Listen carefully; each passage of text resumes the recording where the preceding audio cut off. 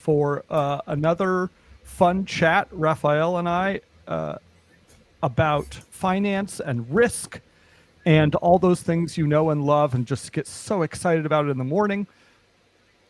Today, we're talking about culture, which is often like a scary topic for a lot of people. Culture is the stuff of HR and management seminars and touchy-feely stuff. And I've noticed from technical teams, they not so sure about culture, and finance teams also. I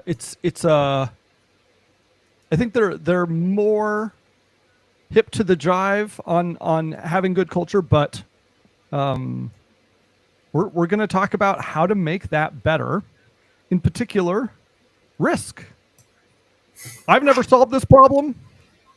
I find it endlessly fascinating. So, Raphael, are you ready to tell us everything we need to know? Do my best. I would. The first thing I would say is I don't think anyone has really cracked this. True. Yeah. Well, walk us back to the problem. Why is this an issue at all? Why would you want to spend effort making your finance teams more aware or more fluent in talking about risk? Because understanding risk and understanding the implications of risk can help improve resilience in companies. And resilience in this case being able to essentially bounce back from external, internal events that can hinder or sort of business operations or business finances, whatever. So it's important for companies to understand risk, and very important because at the end of the day, cash flow is key.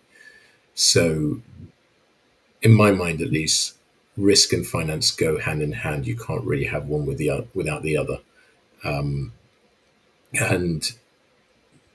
there's a level of compartmentalization that happens in a lot of organizations where you have a separate risk team, which means that people outside of the risk team don't necessarily think about risk on a day-to-day basis, and apart from maybe at the highest levels, so the sort of executive and decision-making managerial levels. And so people at the lower end don't necessarily think about risk, and they haven't got the understanding, the nuances, or I wouldn't say education so much as knowledge about it. Because it's not even, I mean, it's not something that's really taught up till maybe sort of secondary degrees like masters and doctorates and stuff like that. I can't think of many. I've personally not heard of sort of a bachelor's in something to do with risk. Maybe I don't know, but I've never heard of anything like that. So it's not something that's very commonly educated about, and therefore people don't know about it until they go through it either during a master's or doctorate or through the career. I personally came across risk 5 years into my career. So, Right. I mean, by happenstance, sort of a lot of the work and the skills that I built up sort of lent me to understanding quantitative risk very quickly and sort of well, but it was a very indirect route. And I think that for most people who do risk, it's probably something similar, if not even less so, because they don't go through the quantitative route. Most risk professionals I know don't come from a qualitative background. So Mhm. I think that there's a big gap in understanding risk at every level in almost every level of organizations. And it's particularly dangerous in the finance teams because it's so important that finance understands risk. All right. Make it Sorry, real that was a to us. very long answer. That was a good answer. There's like 6 places I can go from there. Good. One, make it real.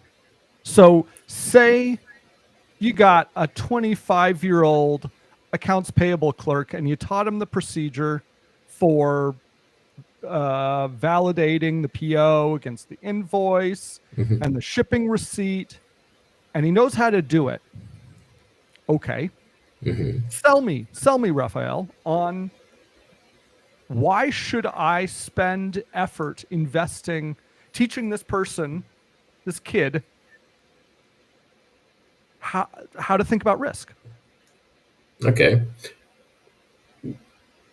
What happens to your cash flow if your expectations of when payment is sorry, hold on, let me rephrase that because I've got ahead in my head. What happens to your cash flow if the expected payment terms don't match up with reality? If you have a 60-day payment term in your contract and then you get to 45 days and the client says, I'm not paying because XYZ, you haven't fulfilled this, that, and the other, or we're short on cash this month, and so we can't pay even though we signed up to pay. How does that impact your cash flow? That is, for me, the most immediate pressing sort of use of sort of understanding and need to understand risk in the finance team.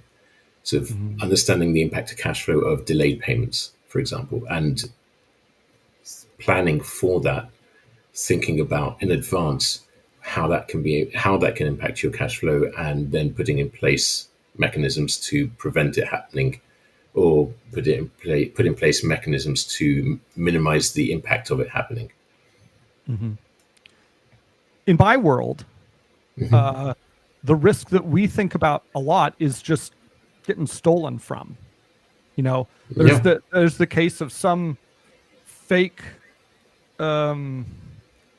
guy pretending to be a publisher of magazines, and he just sent Facebook and Google invoices over 5 years. This was like back in 2015, and they just paid it. They just paid it. Because operational finance within Google and Facebook was not very strong. There was no PO to match against.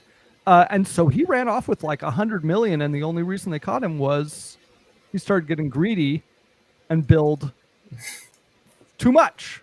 Yes. And raised some eyebrows. And so the question is, how many people got away with that? I would suspect that the number would be terrifying if someone was able to actually sort of track that and measure it. Sure. And I was thinking, even when you said that, I was thinking, I think it was this week or last week, there's some story in the news about a woman in France that was defrauded by someone pretending to be some celebrity. I think it was Brad Pitt or something. Yes. She thought she was dating Brad Pitt. I don't know if she was dating or friend. I don't understand, but it's someone who's using AI. It was insane. Like creating AI like videos and audio and stuff like that, and having conversations with her. So I mean, it can impact obviously on a personal level as well as a business level, and it's just becoming even more and more widespread as AI is such a hugely powerful tool that can be used and misused in many different ways. Yeah, it's very persuasive. Not right, but persuasive. And if you do it with enough people, I mean, I saw a documentary about sort of Indian scam organization, sort of companies that literally, I think just in the UK or the US, I can't remember where the documentary was filmed. It was like literally tens of billions a year were defrauded from people, businesses, and mostly people, sort of retirees, especially pensioners. But I imagine it happens with businesses as well. No one's actually tracking it, or people are tracking, but it hasn't been reported on as much yet. So what I notice is if you've got a team doing accounts payable, looking at transactions, processing transactions, it's easy to train them into a procedure. Do this, if this, give them a decision tree or something. Sure. But I felt there was a but coming. Oh man. Often they still end up getting scammed. They end up getting tricked because they don't understand the point of the steps they're going through. And it's not even, I mean, it can be that. I would say it's even that the scammers can work out what the process is and find ways around it, because at every system there is a way around it. I mean, Right. I know this from personal experience. I got scammed with a system that the bank had put, a credit card company had put into place, that they said it's impossible for someone to scam you with a system. And it still happened to me. And then they wouldn't cover it because they said, that's nothing to do with me because we've done, or that's nothing to do with the credit card company because we did everything we could to prevent it from happening. I said, clearly you didn't. But they, so That's an amazing response. It's like the Titanic response, except for financial pretty much, institutions. I mean, it's exactly that. Yeah. Yeah. That's amazing. All right. So we talked about AP, we talked about AR and cash flow, and man, I would be sweating bullets if there was a 30-day period where I had to suddenly float, I don't know, my whole monthly expenses. Yeah. For I mean, business. again, I know this from personal experience. I had a month 2 years ago where 80% of my clients, of the invoices that I sent out that month, weren't paid. Some of them were paid with like a month or 2 months delay. Some of them weren't paid at all. And I'm a small business, and that was 10% of my annual revenue in 1 month that just disappeared. And if that happens to a larger company with more responsibilities and they haven't got things in, like they haven't got mechanisms in place to protect themselves or insure themselves, it can impact a lot of people. I mean, there are lots of different risks. We've just talked about delayed or failure to pay invoices and scams, but there are a lot of other things as well. I mean, even from an operational perspective, if you have a team where and this is like going to more of an HR direction, but if you have a team with a manager, and I've seen this personally happen, so manager leaves, gets another job somewhere, or decides to go and run their own business or whatever, not enough documentation in place, who's taking up the reins, who's understanding the sort of processes, who's sort of controlling everything, is gone if there's no documentation in place. And then afterwards, and if that happens to the finance team, like that could be the end of the company. I mean, even like it doesn't even have to be finance. I personally, I worked in for a consulting company, and I was the only finance. Or actually, it wasn't even finance at that point. It was operational modeler. I was building sort of operational models for MODs, and I was the only person who had all the knowledge in the company of how the models ran in the software. And I'd inherited it from someone else who'd been in the company for 5 years, and I was there for a 1 year sort of contract. And when my contract was over, and it was actually 2 6 month contracts, I renewed after the first 6 months because they weren't able to find anyone to replace me. The person that they hired the guy to take over my work, and he started learning from me. I started teaching him what I knew, and within about a week or two, he said, "I don't want to learn this. It's not interesting to me." So the hiring process can also have a massive impact on anything within the company, because he basically said, "I want to do the business development side of this job, but I don't want to do the modeling side." I was like, "Well, no one else is going to do it if you don't pick up the reins." And he was no interested in doing it. And 6 months after I left the company, because I had to leave at that point for personal reasons, the company went under because there was no one to actually develop the product anymore. Yeah.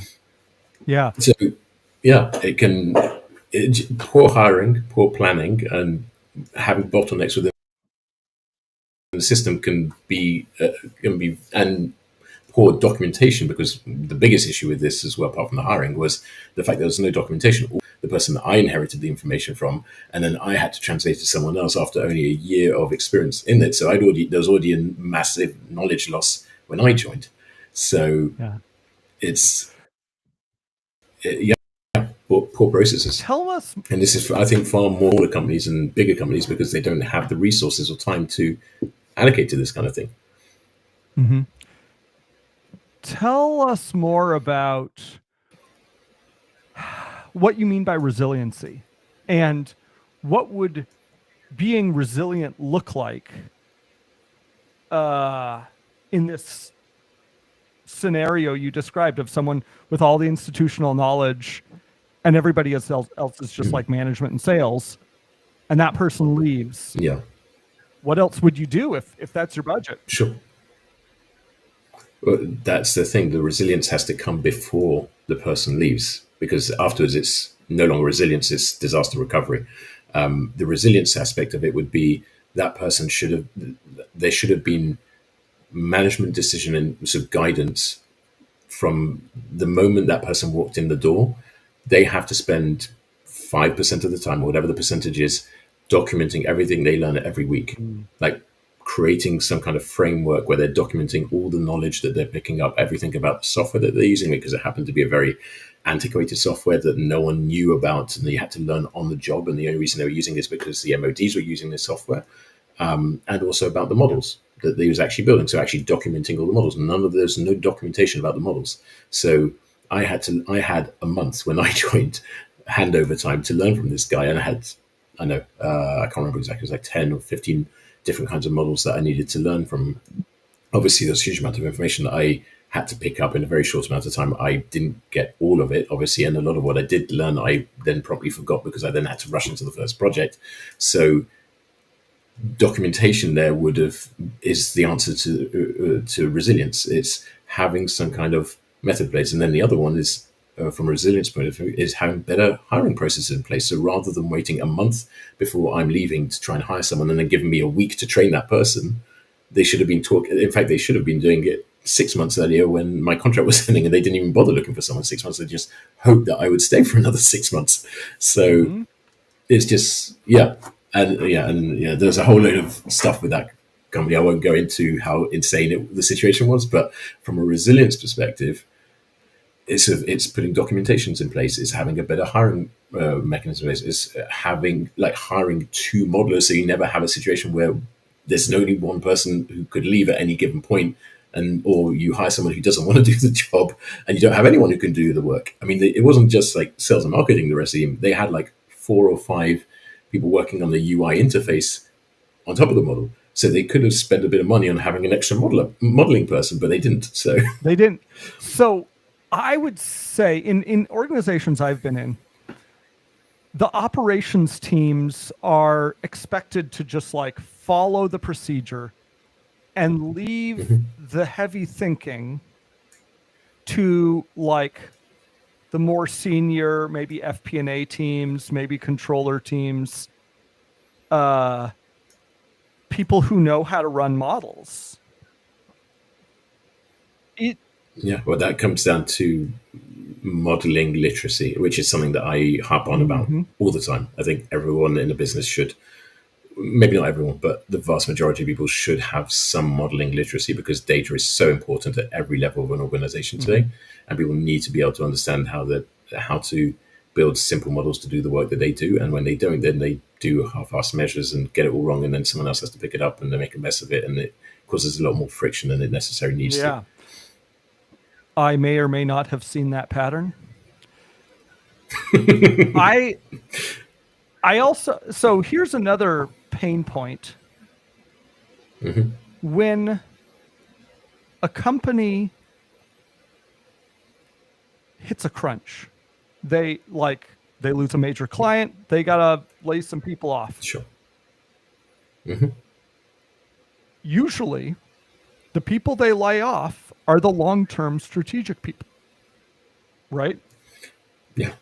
In the fat, right, that they can cut. Yeah. And often that's where risk sits, right? Yeah. So speak to us about that trend. Is risk management just a luxury of the well-to-do companies? It is today. The question is whether it should be. I'm of the opinion it shouldn't be. Because unless someone is understanding the risks implied, then the decisions that are being made are going to be flawed. Yeah. Because they're not taking into account uncertainty. Yeah. And if they're not taking into account uncertainty, then they're not planning for essentially life happening. Because there is uncertainty everywhere. Take, for example, what you're just saying about losing a major client. Okay. You lose that major client, and you reevaluate what your runway is going to look like, what your burn rate and what your runway is going to be. Okay.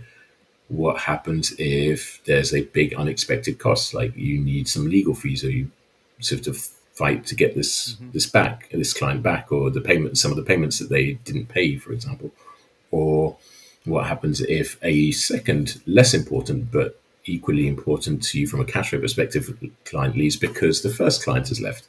What happens if you're in the middle of working on your pipeline? You've got, say, 3 months of revenue, and in the first month of 3 months of runway, and in that first month, you've built up a nice pipeline of potential clients, and you say, okay, I'm going to close this many clients in the next month, and then the next month, and that's going to keep me bouncing. What happens if you then don't close as many clients in that next month? These are all uncertainties. And if no one is understanding that risk and planning for it and thinking, okay, what can we do to prevent the whole company falling if these things don't happen exactly the way that we plan and hope for, then the company is going to go under because Yeah. uncertainty is everywhere. And I had a case like that just last year. I was actually posting about it on LinkedIn last week and the week before. We had a company. I was working with a company that had about 3 months of runway left when I started working with them, and we had to make some very difficult decisions around workforce to try and cut the fat because they had almost all their expenses in their workforce, so we didn't have a choice. We had to do things like cutting people down to a 4-day week, offering to reduce salaries and give them equity, put them on unpaid leave, sort of voluntary redundancy, that kind of thing. It's a very, very difficult time. And the whole point of this was to give the company more breathing room to be able to close some of the clients, because it was working in an industry where it took like a minimum of 6 to 9 months to close a single client, and they had no clients. So 3 months, definitely they would have run out of cash. So the whole point was to build in breathing room to give them a chance to get a client or find an investor or find a joint partner or whatever to be able to sort of come back from the dead, essentially. And we managed to some degree. We managed to extend the runway by 7 months, I think, from 3 up to 10, which gave them a lot more breathing room. Unfortunately, they then weren't able to close that, which is the whole point of the uncertainty that I was just explaining, is that they weren't able to close any of the revenue that they were planning to close at that point. And then when they got back in touch with me, like 9 months later, they were like, okay, now we're looking to get someone to acquire like the whole company just to keep it alive. But we did what we could. The CFO in the company and me, because I was working as sort of part-time CFO / FP&A support for him. We did everything we could to try and maximize their runway to give them the best chance of finding someone to take over the company or to like get a client, close a client. Just one client would have been enough to keep them going, and it wasn't that mad. I mean, and in fact, the whole thing was like built on bad planning from the beginning, because they'd had an investor at the beginning who said, focus on the R&D, build your product, perfect your product, and then go to the market, instead of build your MVP, prove it in the market, and iterate from there. And so they had an amazing team of engineers. They built the most amazing product that did a fantastic thing in the electric vehicle space.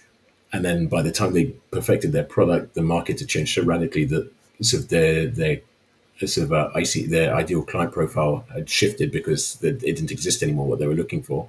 And the new client profile was, like I said, sort of 6 to 9 to even 12 months to close a single client. And most of them had sort of cash strapped themselves, because of the EV space had shrunk, and it just made it impossible for them to close deals with an amazing solution, but no one could afford it. So it's just bad planning all around from all sides. Man, that's a sad story. And yeah, I don't even know what happened to the company in the end, because I tried reaching out to them and they haven't replied. Yeah.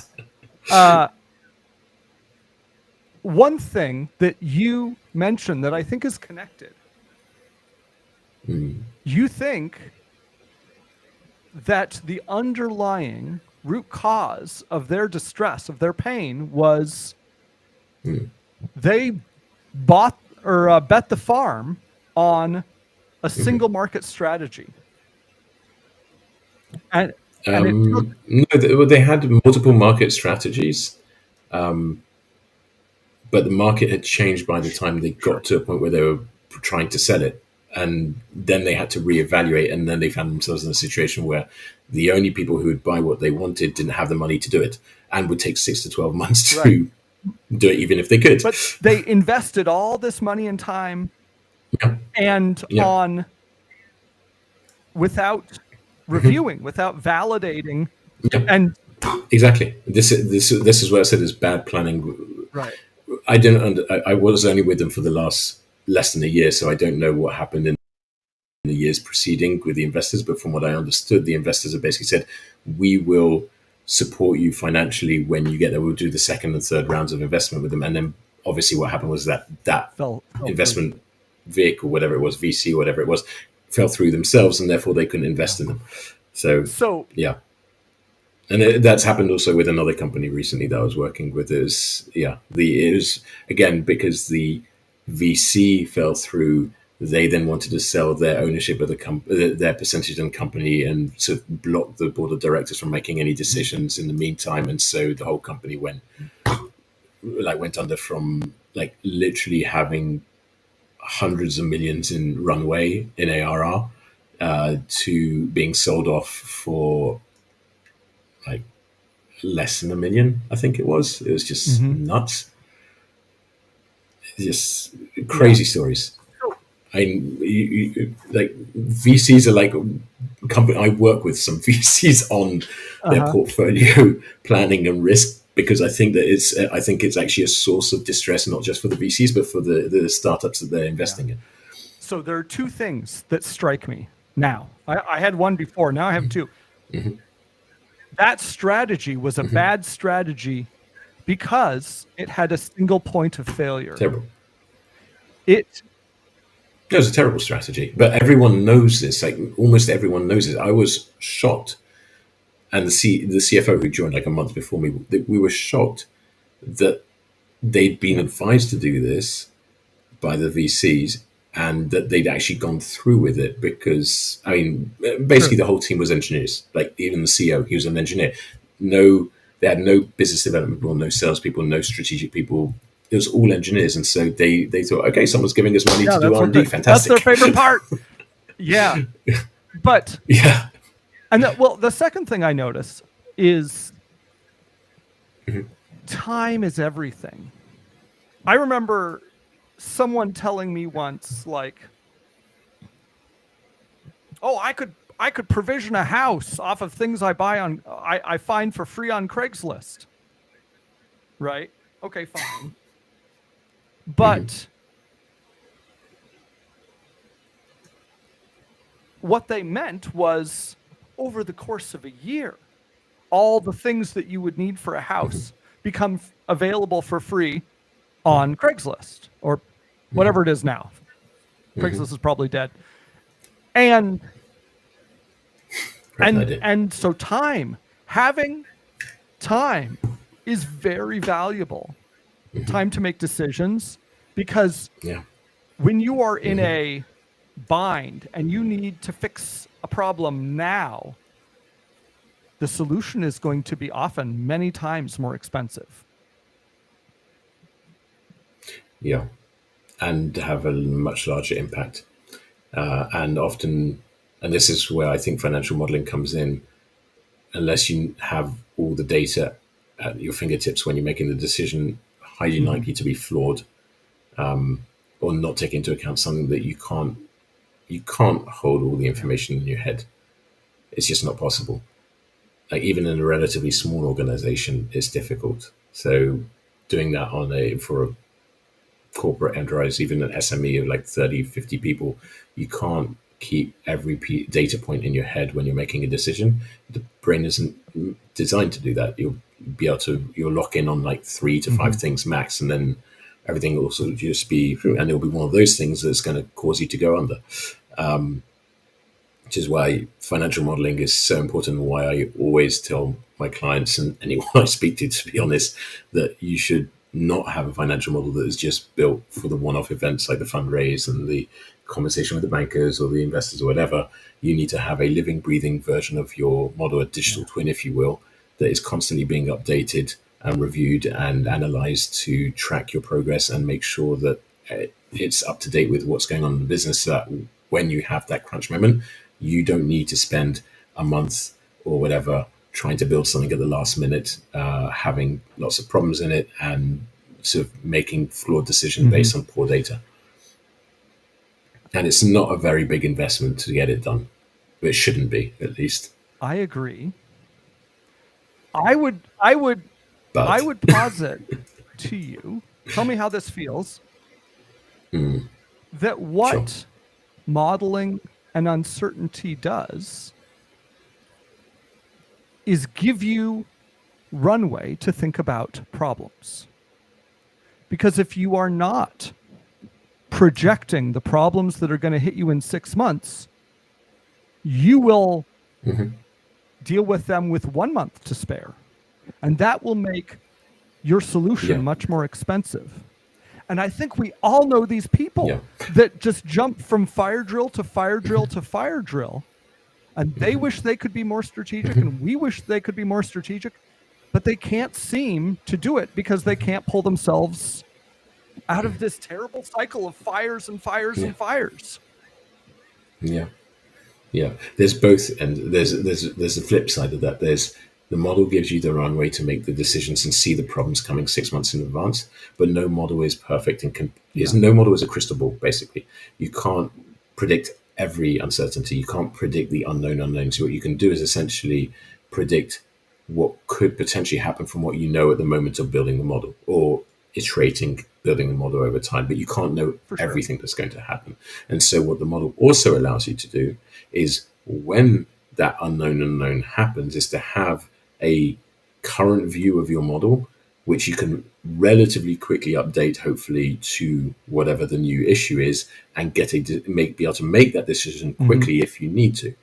Like, I know I've worked with so many clients where it takes them, like I said, a month or 2 months to do any kind of update to the model. They come to me saying, it's like, we built this model, it took us a month or 2 months and whatever. And so by the time it was ready, then we'd already had to make the decision. And then I work with them on building models that are reactive and sort of up to date and can easily automate it. And so when they do ask me to make a change, and it can be something as simple as changing a scenario, updating the fundraising date from month 1 to month 3 or whatever, or it could be something complicated like an investor. You build a deck for an investor, and you build it to a certain level of granularity, and then the investor says, well, can you actually show me the breakdown by this, that, and the other? And you actually have to introduce a whole new series of breakdowns into the model. But I design the models in such a way that work is a matter of like hours, like literally 2 to 3 hours max, sometimes even minutes, compared to something that can take hours or days, weeks, months. And I'm not exaggerating. I literally, I think it was 2 years ago, this exact thing with the breakdown. Investor, like, we'd already built like 2 or 3 levels of granularity into the model.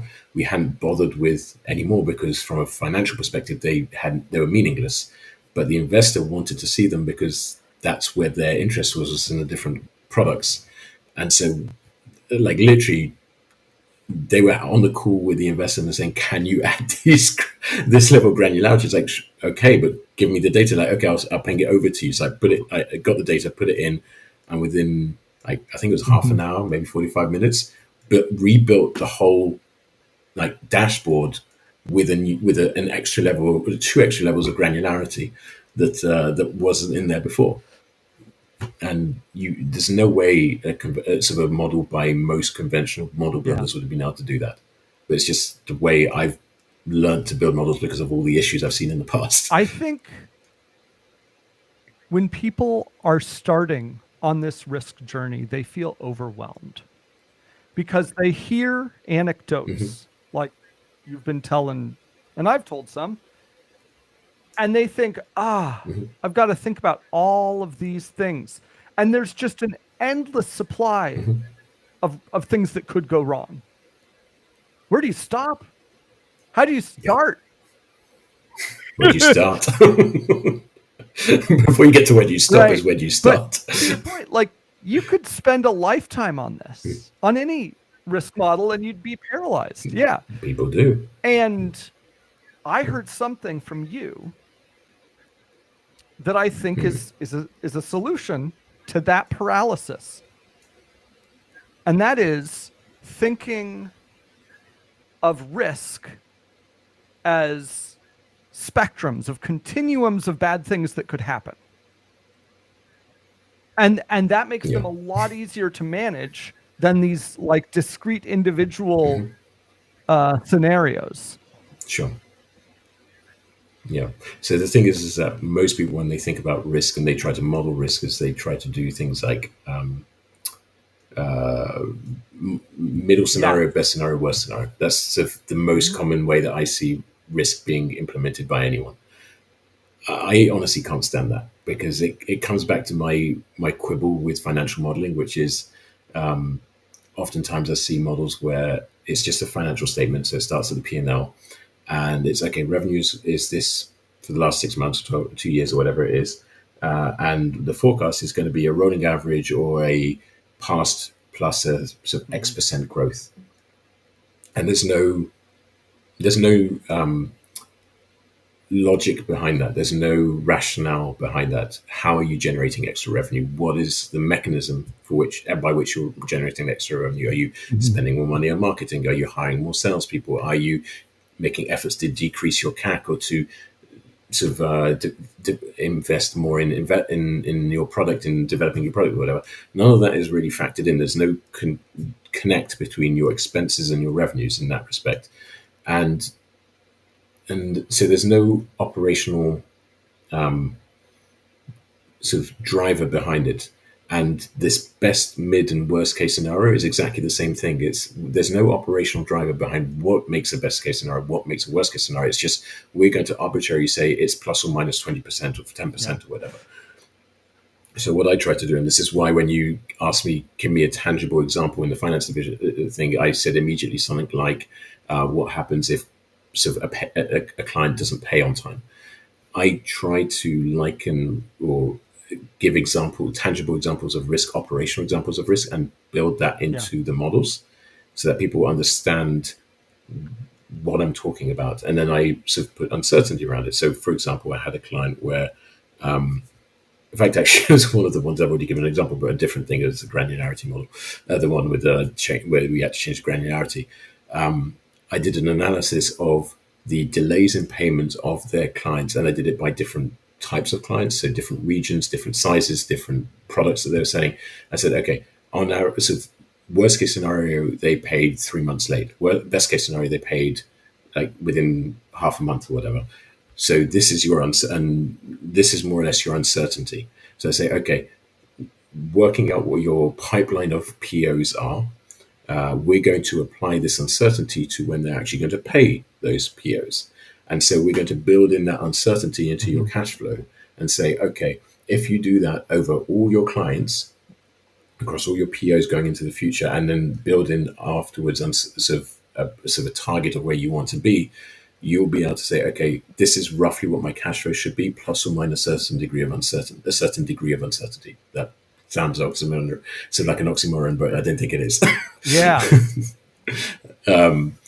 So it's trying to build that kind of uncertainty into models so people can understand, okay, most likely scenario, we're good.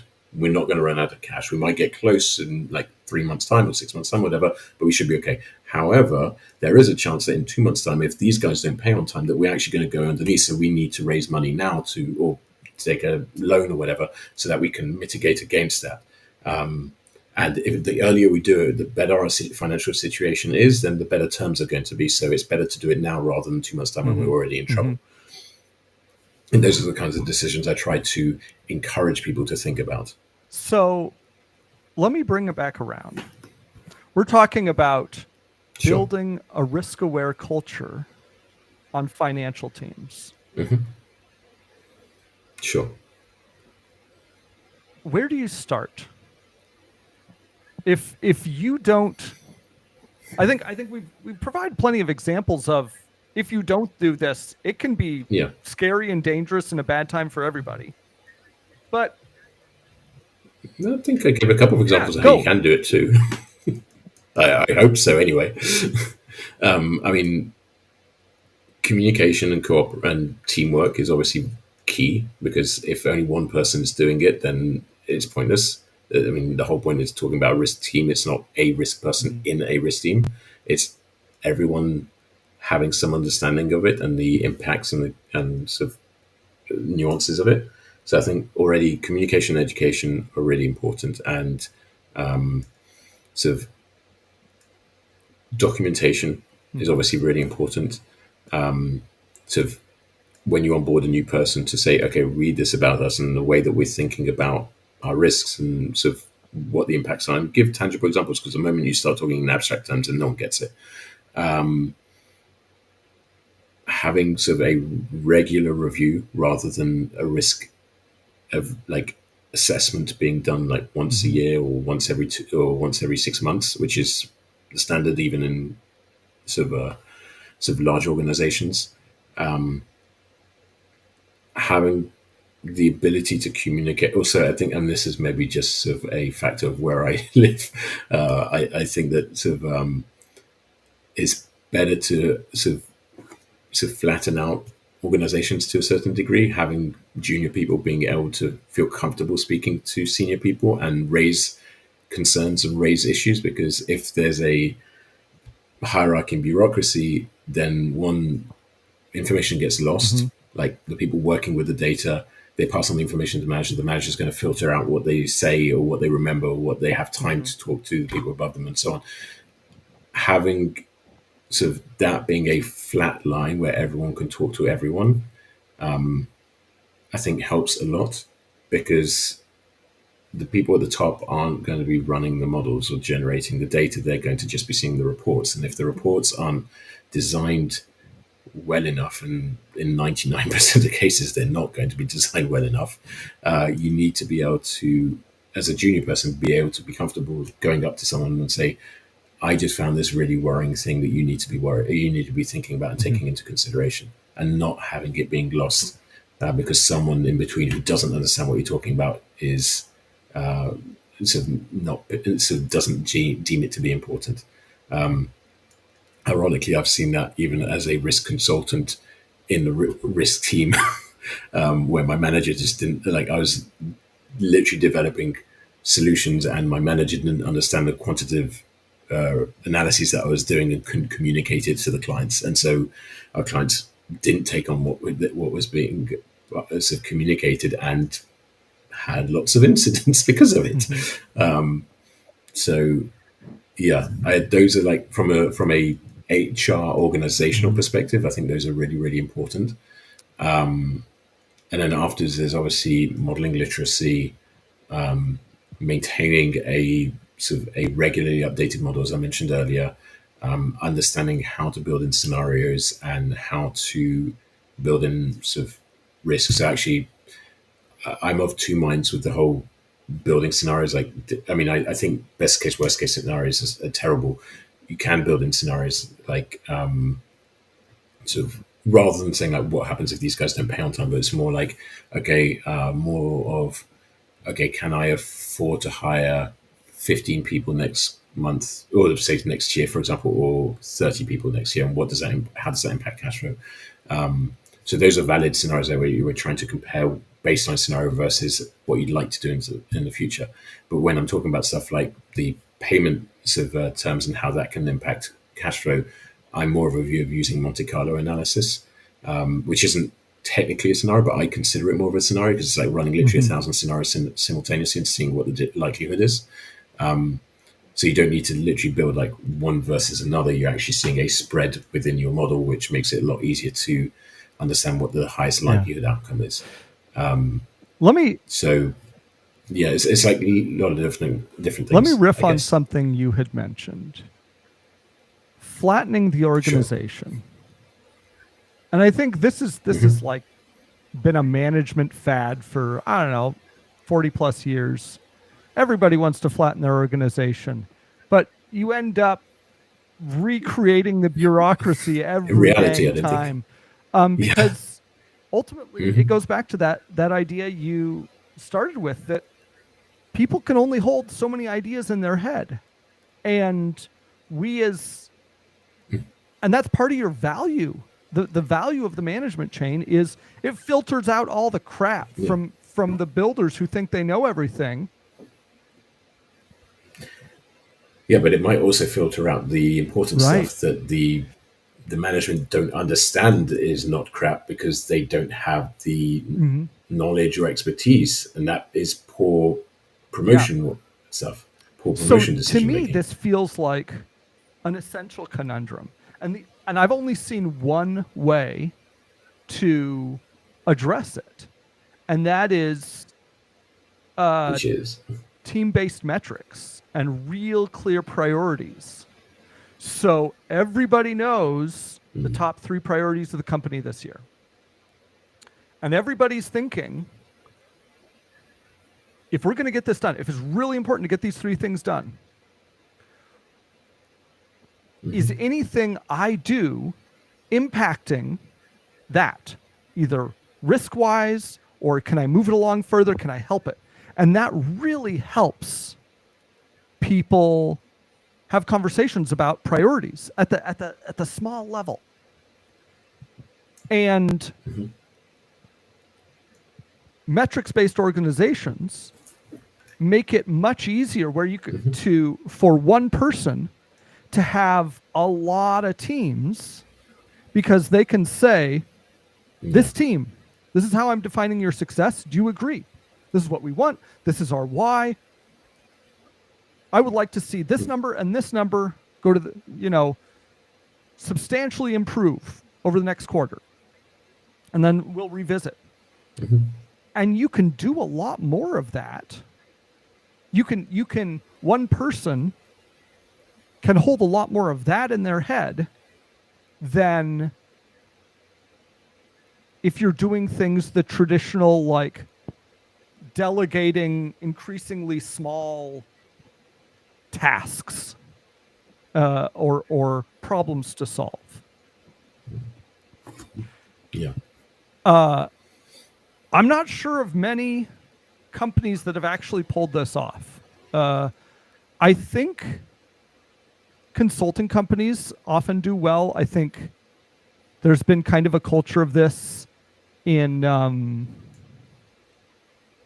like the Big Four plus McKinsey and Bain,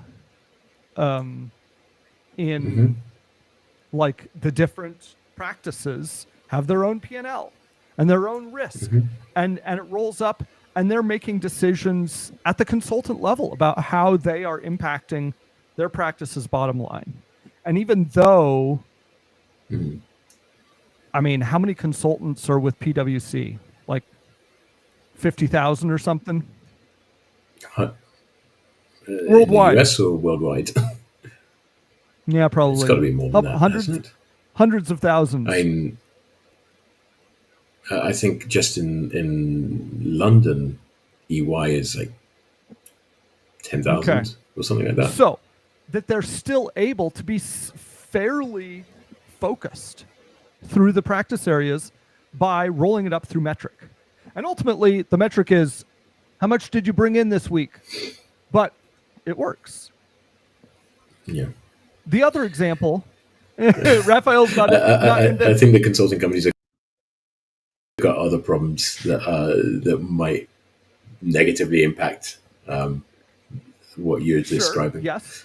The other main example that I would jump to is Amazon, where they famously had to scale beyond manual coordination of communicating what's happening and dependencies and risks and stuff.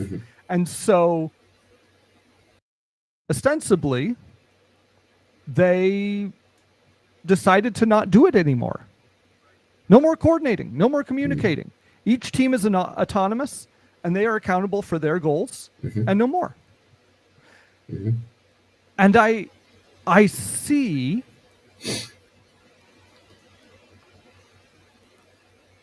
that as kind of a maturity of businesses. It used to be that, like in the 50s, very few businesses made decisions based on numbers, based on metrics. Right. The metric and yeah, well, it's difficult to as well. They didn't have the tools to be able to do that. Or the literacy lags the tools a little bit. Well, if you don't have the tools, then you don't have the literacy, you don't have the employees, you don't have the culture. Right. It's kind of a knock-on effect. And we've come so far in just having financial literacy within a business. Like, how many people understand the idea of capitalized costs and amortization, right? I think that's basic financial literacy that most people understand now that they probably didn't in the 40s. Sure. And I see this trend. I think also, maybe I'm wrong, but when some of these principles have been developed during that time, like depreciation, amortization. I mean, maybe some of it was already sort of pre-20th century sort of finance, but I think a lot of it was actually created during those early, the sort of turn of the century period. So it would take decades, especially sort of in a world without internet, without technology and high tech and so on, for those principles to disseminate to beyond just the finance district of major cities. Yeah. And now our tools are very sophisticated indeed. And I see a lot of CFOs being expected to go beyond just financial metrics. They are expected to represent and decide, be the parent in the room on what success means. And I think that's a substantial growth. And I think that is like alongside this idea of a risk-aware culture and finance teams might be the same thing or close to it as a metrics aware culture in the finance teams.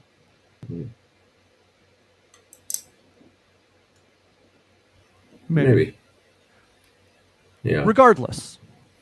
Need to think a little more. Yeah. Please hit us up if you have strong opinions about how crazy I am.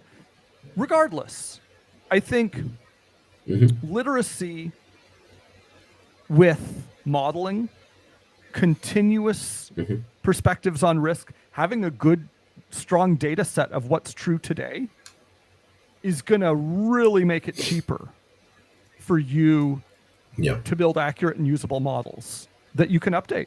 For sure. So it's a bit of a like quality is free if you invest in it sort of deal.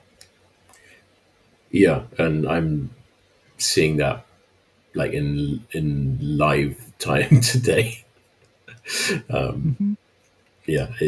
Sort of just doing a sort of a monthly update. Sort of something that I designed a mechanism to take 5 to 10 minutes to do. Ended up taking about 30 odd hours at the beginning of this month because the data was not clean, and this is with a relatively small company that had gone through a transformation in the last 18 months. They changed not just their pricing strategy and pricing mechanism from transactional to subscription to also changing the sort of naming convention that they use in their databases. And sort of reconciling all that information and trying to create historical truth to be able to then create forecasts based off that historical truth took hours and hours at the beginning of the month.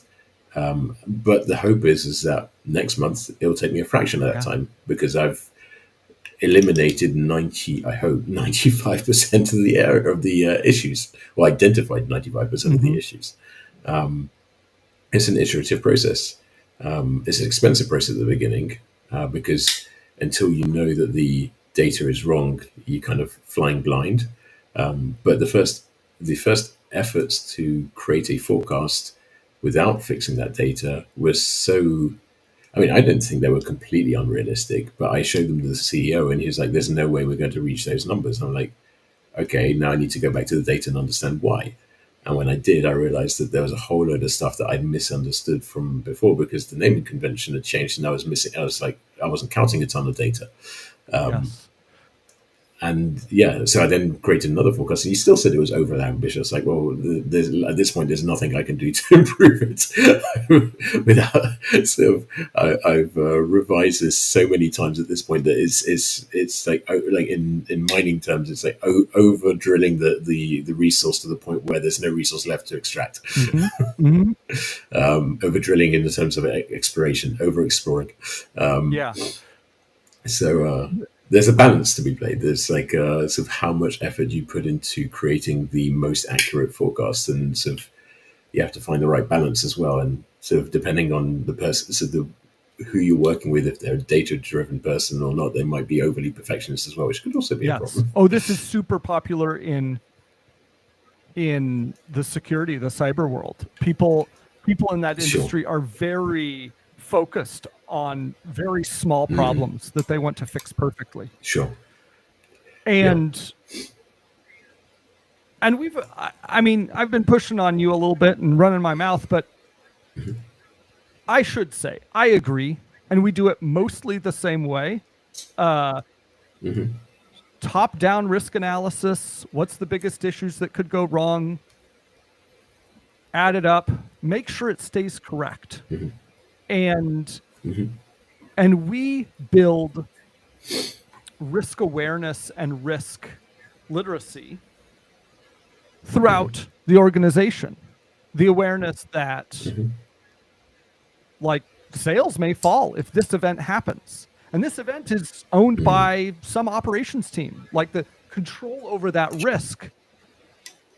Very frequently we find those sorts of dependencies that a client was totally unaware of. And what we provide is a dashboard of all the risk, all the security risk, and it's always updated. Yeah. And we find that allows people to make good decisions. And you can always get more granular if the VC comes calling. Although I would say we do use worst case, average case, or best case. No, don't. Well, I will say, when you're starting out a risk conversation with someone who is really uncomfortable about risk. Sure, it's an easy way to get into it. But this is also why I go down the operational route and explaining things on a more sort of day-to-day operations aspect, because I think people will respond to that a lot better because they see it happening all the time. Now, I know we've only got a few minutes. I want to throw a spanner in the works on something you just said. You're talking about how things can go wrong and sort of those being risks and so on. But risk also goes the other way.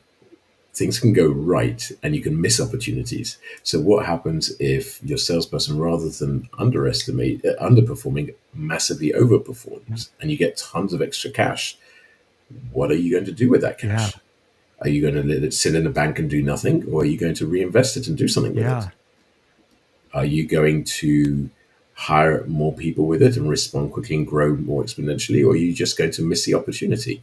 Or have you been thinking about this extra product that you want to do, but you didn't think you had the cash for available to it? Suddenly you do, but you haven't put the mechanisms in place or hired the right people to do it. So failing to take advantage of an opportunity is a massive risk. Is a big huge problem risk for people. Would you say, Raphael, that managing risk and building a risk-aware culture is really just managing an uncertainty-aware culture? I think so. I say risk is uncertainty. I communicate risk as uncertainty 99% of the time because it's a lot more tangible to people, bizarrely. It's got less negative connotations, and people respond to it better because they see it happening. If you talk about risks to someone, they'll just say, Okay, but that's something for bigger companies to deal with. If you talk about uncertainty and saying and giving examples, like you say about payment delays or someone leaving and stuff like that, they say, yeah, that happens all the time. Like, of course, we have to deal with that kind of thing. And most of the time, we're running around like headless chickens, responding to these kinds of things. All right, folks. Uncertainty, modeling, literacy, resiliency, and also low, medium, high. We may come to blows with later. Don't. Don't. All right. Have a wonderful day, all. If you do have questions about how to model risk or uncertainty, or how to get a clear picture on how to make risk-based decisions, talk to Raphael. If you want the security-focused versions of those things, talk to me. Talk to you. Have a wonderful day, folks. Thank you, Raphael. It's been a pleasure.